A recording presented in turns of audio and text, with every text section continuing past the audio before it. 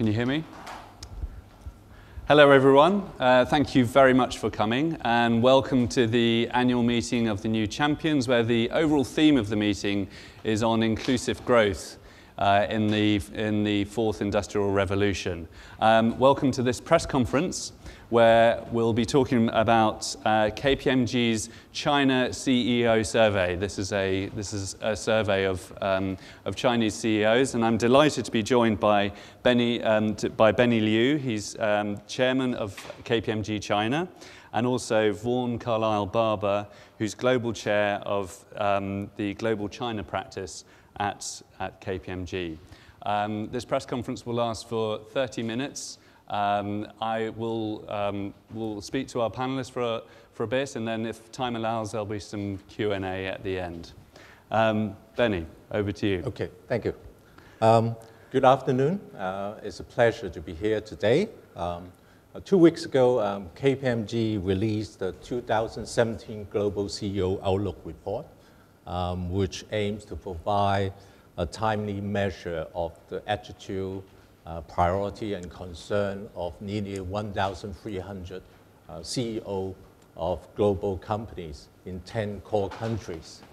As part of that report, we also interviewed 125 CEOs in China, headquartered in companies in China, in a wide range of industry, including oil and gas, manufacturing, infrastructure, as well as financial service, consumer and retail, and life science. Notwithstanding the heightened concern about geopolitical factors, our survey suggests that more China CEOs are looking to transform their companies to be competitive and succeed in a rapidly changing world. In doing so, these CEOs are embracing technological disruption as a way to transform and grow. That's why we have called our report Disrupt and Grow. Now, we would like to share the key findings of the report for you. I think every one of you should have a copy of the report. I will go through the report page by page. Well, first of all, let's look at the growth outlook of how the China CEOs see. In page 3, you can see the statistic. The China CEOs are less optimistic about the outlook of the global economy compared with last year and also compared with the global peers. However, the confidence about the growth outlook of their companies are very positive. As you can see, 90% of the CEOs that interview very positive about the growth outlook of their companies. And that actually translates into, if you look at page 4, most China CEOs expect to increase their headcounts over the next year. And you can see 97% of China CEOs are saying that, as compared with global peers of 55%. And also, CEOs predicting the top-line growth of 2% or more, actually 1/3 of them predicted also higher than the global peers.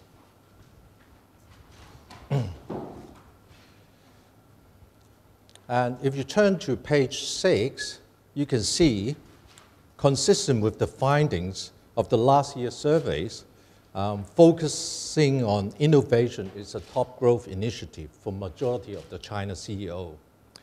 And given recent developments in the global geopolitical environment, China CEO are focusing on increasing penetration in existing market rather than expanding into new geographical markets. A relatively large proportion of China CEOs are also planning to invest in new business, penetrating new verticals, especially CEOs from companies in technology, automotive, life science, and consumer industry. In our views, this reflects the impact of sector convergence.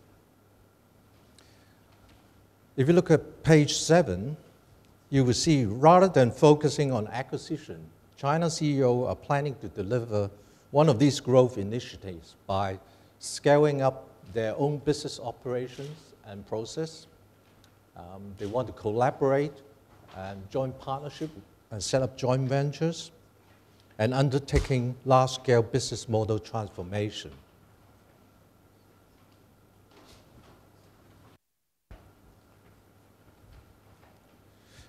As I said earlier, one of the key findings of the survey is the CEO appeared to be more welcoming of technological disruption as a means to innovate, transform, and be competitive in the changing markets.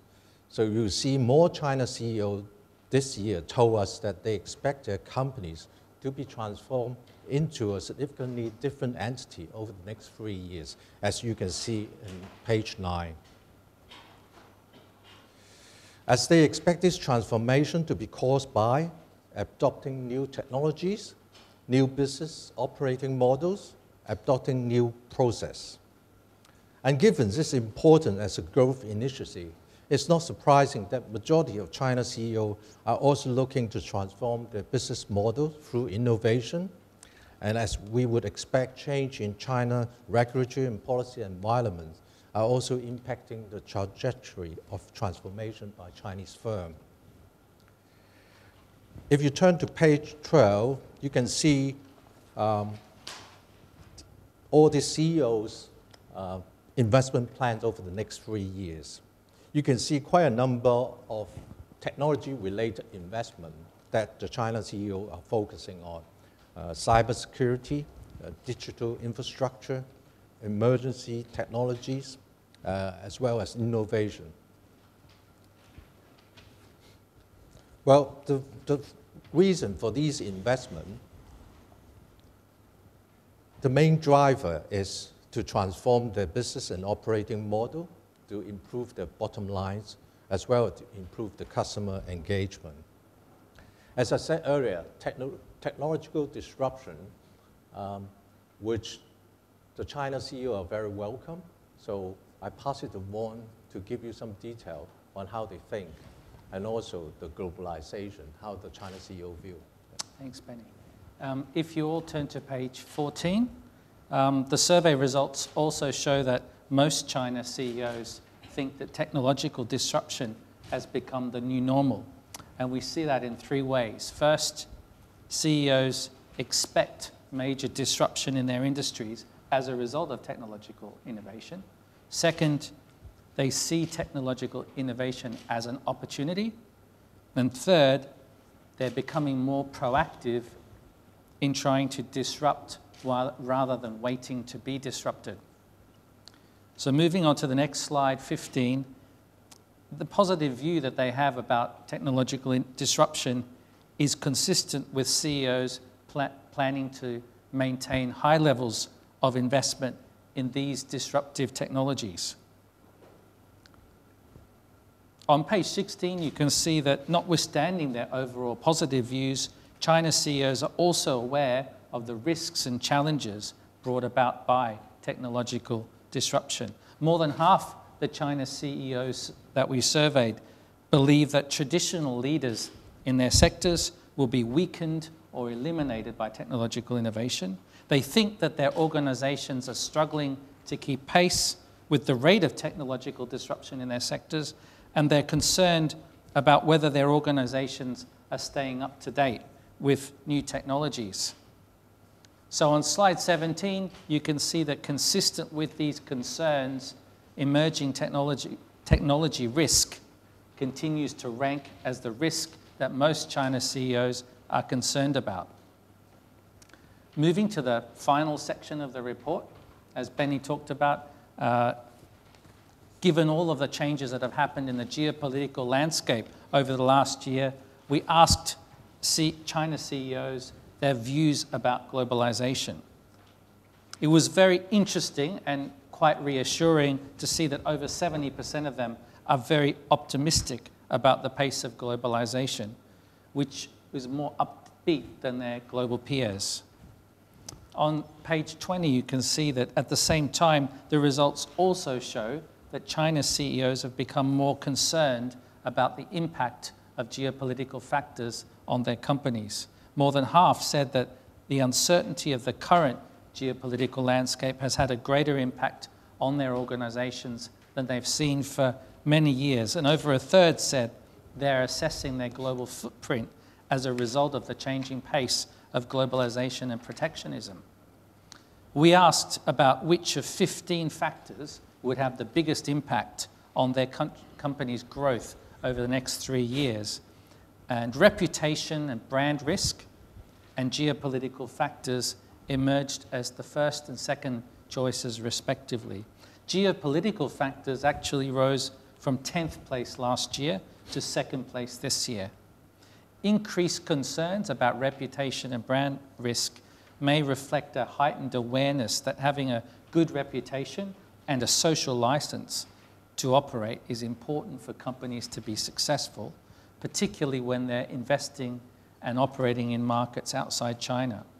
With respect to the particular geopolitical developments last year, the survey results show that China's CEOs are less positive than their global peers about the impact of the new US administration on the global economy, their industry, and their company. And that's also true when looking at the impact of Brexit on the likelihood of China's CEOs investing in the UK over the next 3 years.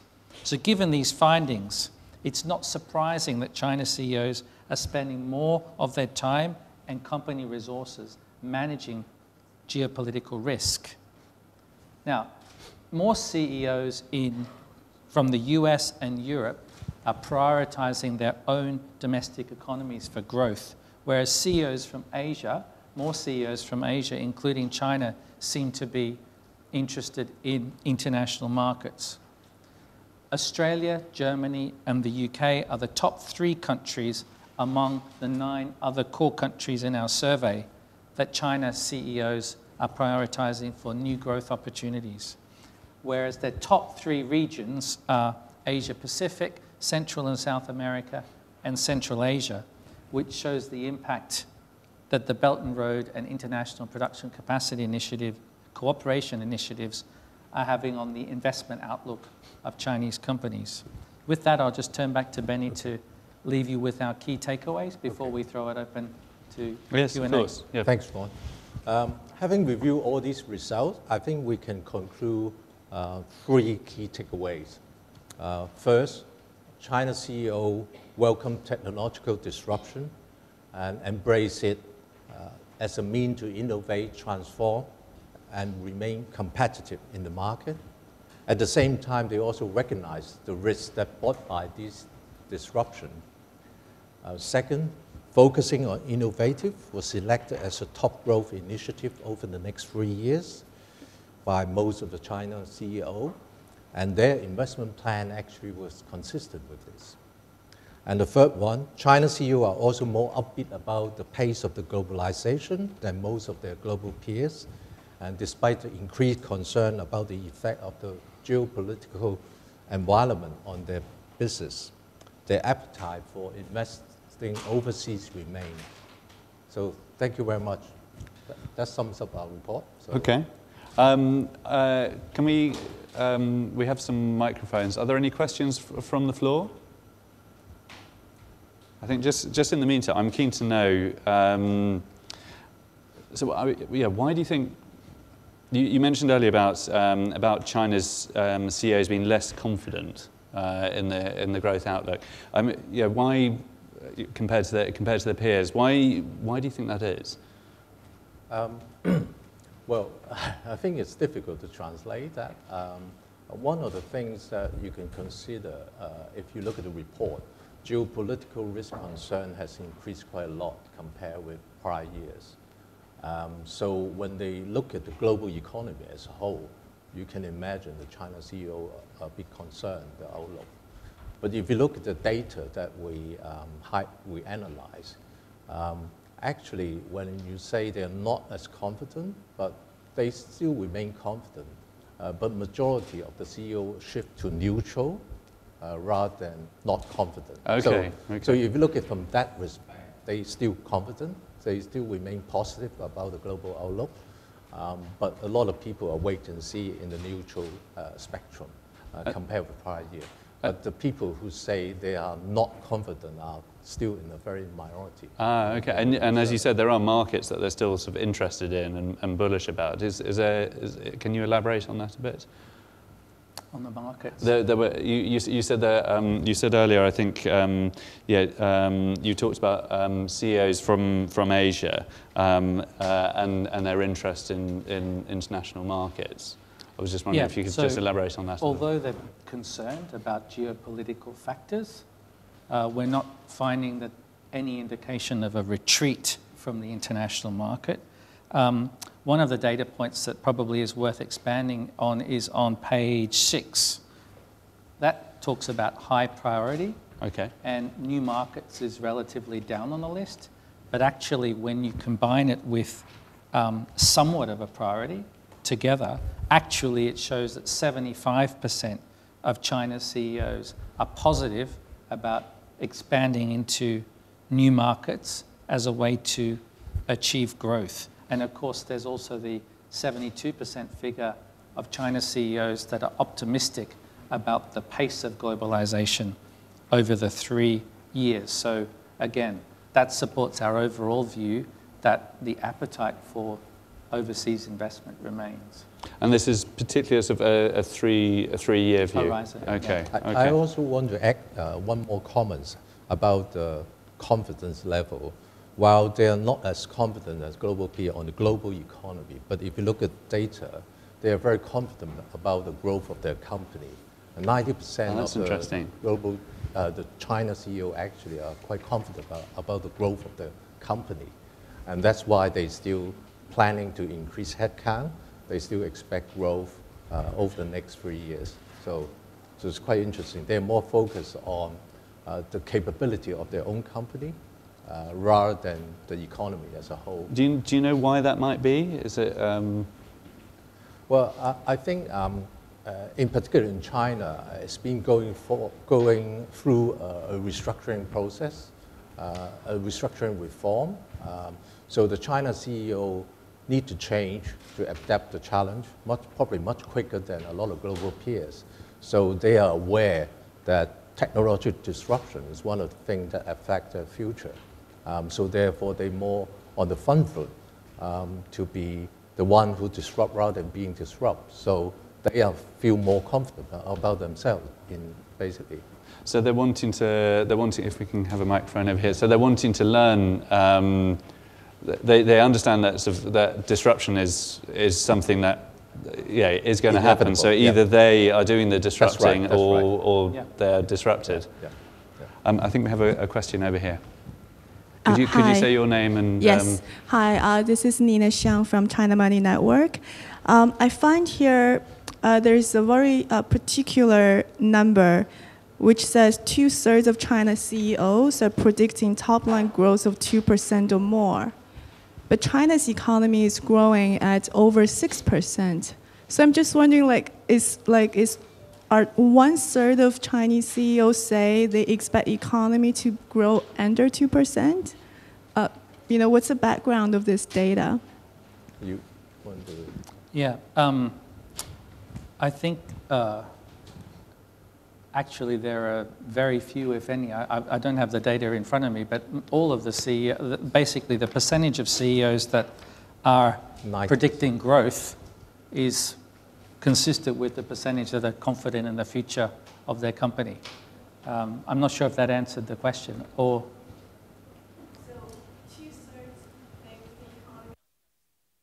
So 2/3 think the economy is going to grow over 2%, but China's economy is growing at 6%. It's about their company, not the economy.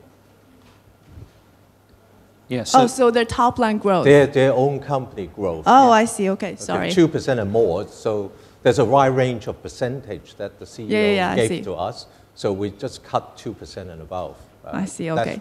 Yes. If we said above 0%, then it would be almost everybody. Okay. Yeah. Thank If you go above 0, it would be everybody almost. Yeah. Do we have other questions? I mean, in the meantime, I have another question. How are how are you seeing CEOs in China that they're planning to sort of change or transform their companies? I mean, we touched on this sort of disrupt idea. Vaughn, question for you? So let's walk through the pack. It's very near and dear to my mind there. Yes, yeah. You're doing it without having seen it. But if you see there, the thing to emphasize is that focusing on innovation. This is on which page? Because people On have their page packs 6. there, so on page 6. Top growth initiatives, focusing on innovation, including new product services and ways of doing business. So they're is still- focusing on innovation. Is still the number one growth initiative. And of course, as we heard this morning, innovation is at the forefront of efforts by the companies to transform and upgrade, to 转型升级 in Chinese. So on page 10, I'll pull that up here for your benefit. So page 10 says, most likely causes of this transformation. So it says that these are the ways that the CEOs are looking to drive transformation. New technologies, new business models, and offering new products and services. And consistent with that, you can see that transforming on page 13, transforming the business and operating model is the top reason for making investments in all the areas like cybersecurity, physical infrastructure, emerging technologies, and innovation. So the thing, but as Benny said before, and really the headline finding, is that China's CEOs are really embracing technological disruption as a means to innovate, transform, disrupt, and remain competitive in the market. And as you said, they see that as an opportunity rather than as a threat, and they're moving to be proactive in trying to disrupt rather than waiting to be disrupted. And do you think they're, sorry, Benny, do you think they are sort of looking that their company is going to be almost a completely different entity? Absolutely. So there's a finding here that's much higher than the global peers. 65% of China CEOs expect that their companies will will transform into a significantly different entity in the next 3 years. So that's much higher than their global peers, and it's for the reasons that Benny's talking about, given the rapid change of evolution of the business environment here. Do we have any more questions?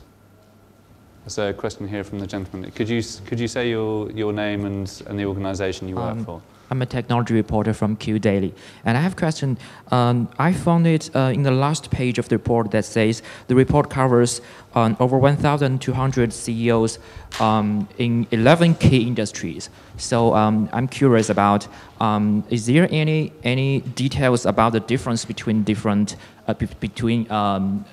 CEOs from different industries, such as technology companies versus manufacturing companies, and big companies versus startups? So anything can be shared about this. Thank you. Generally, we looked for differences between the industries, and I'm not sure. Do you remember if there's any?